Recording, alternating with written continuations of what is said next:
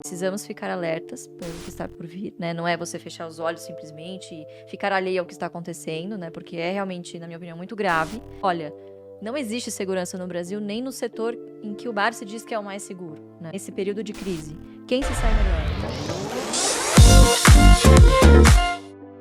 Nesse momento atual, o que vocês acham, né? É uma oportunidade ou, olha, a bolsa está caindo adiantando que vai vir, vai cair mais? Ou isso, como a estratégia é dividendos? Pouco importa o preço que você vai pagar, contanto que o fluxo de pagamento continue. Eu queria saber um pouco de vocês dessa visão do cenário que nós temos hoje. Olha, toda vez... A rede social é um excelente termômetro para isso. É verdade. Toda vez que você vê uma narrativa sendo repetida muitas vezes e sendo usada como uma verdade absoluta de que isso vai acontecer, você pode ter certeza que se você fizer o contrário, você vai se dar melhor. Você tem mais chances de se dar melhor.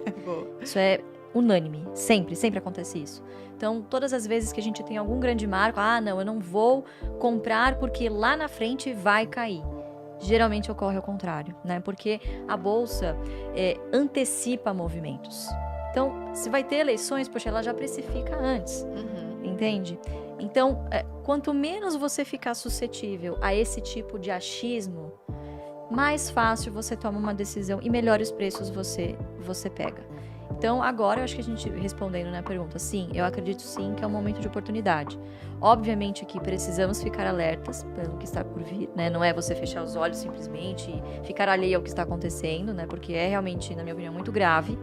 Mas isso não vai, de maneira alguma, mudar a nossa estratégia, mudar o nosso comportamento com os nossos investimentos. Porque na nossa experiência, nos últimos 53 anos do Ibov, foi assim. As boas empresas que estão na Bolsa se superaram e saíram melhor, por exemplo, nesse período de crise. Quem se sai melhor? A padaria do seu Joãozinho, que o Felipe deu o exemplo no início, ou a Açaí? São empresas consolidadas que têm o potencial de repassar a inflação nos seus preços, né? Portanto, lucro e dividendos são métricas reais e são excelentes investimentos para você corrigir a inflação, que no Brasil é algo primordial para você quando você está pensando em investir, né? Então, sim, eu acredito que a gente está vivendo mais um dos vários momentos que a gente já presenciou de oportunidade. E Brasil é isso, assim, é montanha-russa mesmo. Não tem muita novidade. Tá sempre em crise. A né? turma acha que vai encontrar aqui tranquilidade, previsibilidade, estabilidade. Não vai. Aqui é essa bagunça e dentro dessa bagunça a gente tem evolução. Você pega, poxa, acho que até um gancho aqui do podcast de vocês, eu me lembro, assim, quando eu fiz faculdade, no ano 2000, 2001, ninguém falava de empreender naquela época. O cara que falava, eu vou montar uma empresa, era visto como louco, né?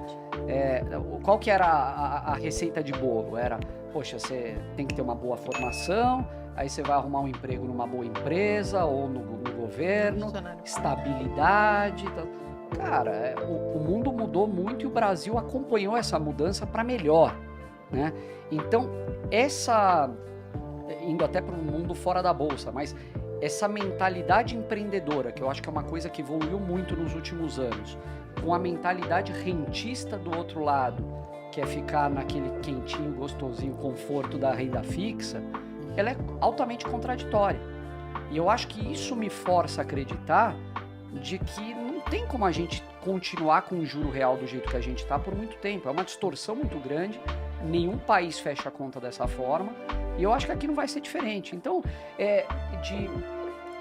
as puxadas de corda, né? Você estressa para um lado, estressa para o outro, mas dessa forma vai encontrando equilíbrio e vai desenvolvendo. E as empresas da Bolsa, assim, você olha empresas que estão em bons setores, a gente gosta também de falar que são as empresas à prova de bala. Tem empresa aí que já passou por trocas de governos das mais variadas, trocas de moeda, insegurança jurídica que não acaba mais, aquela famosa canetada do governo, mudança regulatória. E estão aí, firmes e fortes. Você quer um exemplo? Que é mais do que aquela medida provisória 579 lá, quando a Dilma quis baixar a conta de luz na marra.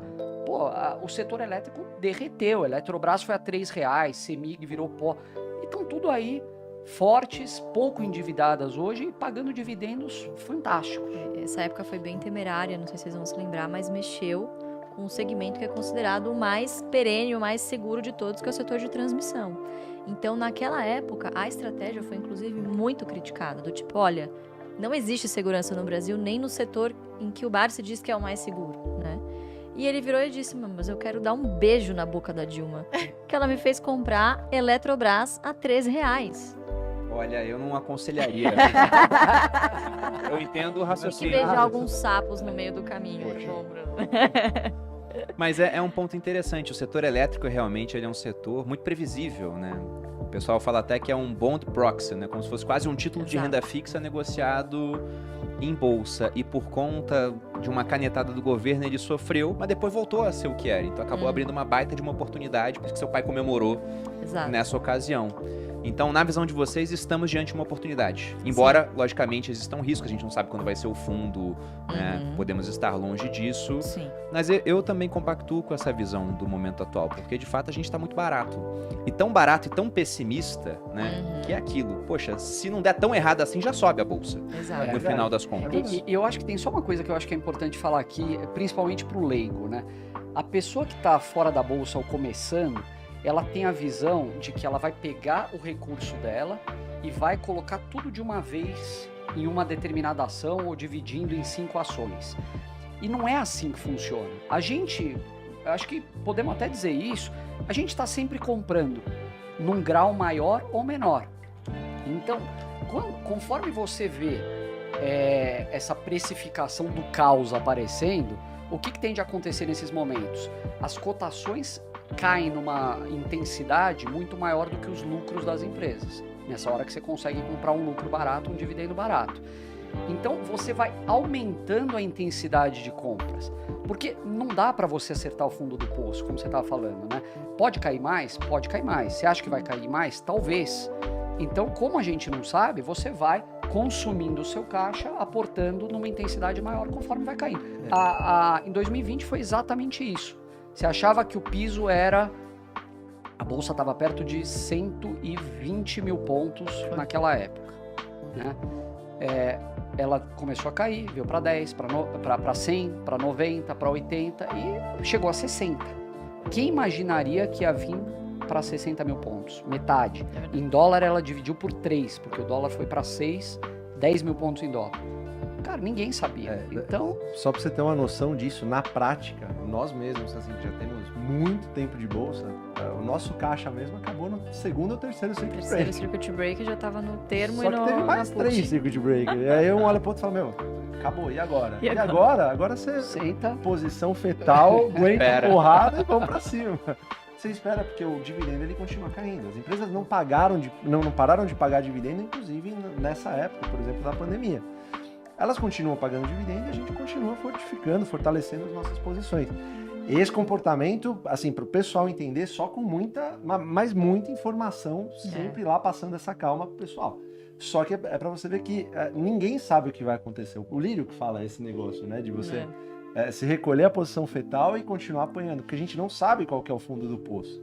Né? Mas o fato, o que a gente sabe, o que a gente tem controle? A gente tem controle de comprar as boas empresas sempre, que pagam bons dividendos a bons preços em bons setores.